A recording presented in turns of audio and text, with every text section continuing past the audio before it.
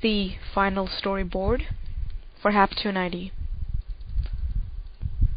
This is the permission for public display of this storyboard. Moving on to the project, I would like to identify my goal once again, and my goal was to lose 2 pounds per week, and I propose to achieve that by reducing my calorie intake and also by incorporating at least 30 minutes of exercise in my daily routines. The process owners that helped me throughout this phase were my mother and my sisters, since they were the ones who were close enough to be the process owners according to the table displayed in our textbook.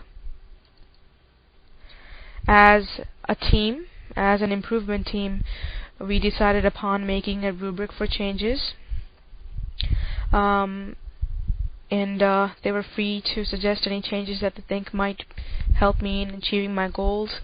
And once we put those changes in effect, we monitored our results, and depending upon results, if anything needed to be changed, then we brought about that change systematically. It was very essential for me to be able to monitor my routines in order to see where the problem area lies, and how I might be able to bring a systematic change in my routines to amplify my results. I'm going to go over some of those routines now. These routines are listed in accordance with the repeat time. As you can see, some of my routines, daily routines, included sleeping late and getting up early, and their impact on my exercise and diet consisted of sleep deprivation that resulted in gaining weight and having dark circles underneath eyes, not to mention some mood swings in the morning that could only be cured with coffee. Some of the other routines that I usually had for the weekends included overeating or staying out for late parties. Breakfast and lunches were usually smaller, since I knew that dinners would be that I would be eating outside, and I would be binging and eating mega portions during the parties. Moving on to a few additional list of routines on a weekly basis. I usually sit and stare at a computer screen for 7.5 hours, and I believe that poses some serious risk to my health as well as skipping my breakfast in the morning because I'm always running late. I think I'll give you a couple of seconds so you could glance through the list if there is anything else that you would like to see in here. And then we'll move on to the next slide.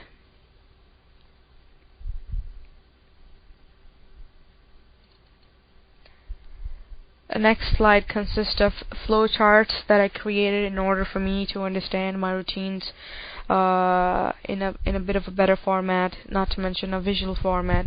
As they say, a picture says 1,000 words. The first flowchart, or as it is described in a course, the cycle map, is for the weekdays, and it starts by waking up 6 a.m. in the morning. Then it's followed by a shower and skipping breakfast, commuting to go to work. That ends up taking a whole chunk of my day as well, since I work in DC. And then eating fast food at lunch break, light socializing after work, or going to school, depending on what day of the week it is. And then, of course, commuting back to home, which is in Northern Virginia, and eating in front of TV and sleeping late. Eating in front of TV because I need to be able to do both things at the same time. Otherwise, I really won't be getting.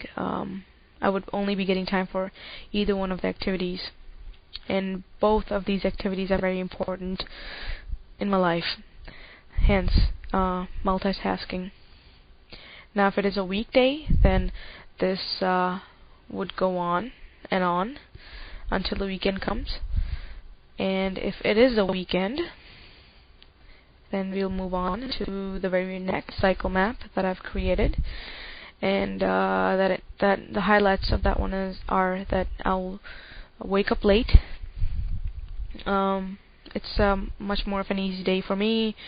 I do a few of the chores, such as mow the lawn, which I haven't been doing for the last year or so. I think I get lazy and I just hire somebody else to do it for me.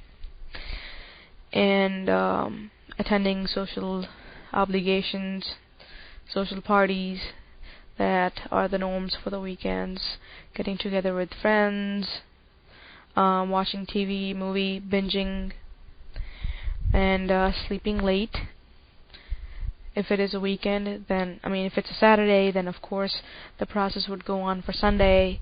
If it's a Sunday, if it's the end of the Sunday, then my weekday schedule would kick in, and my cycle map for weekdays would be predominantly observed throughout the time.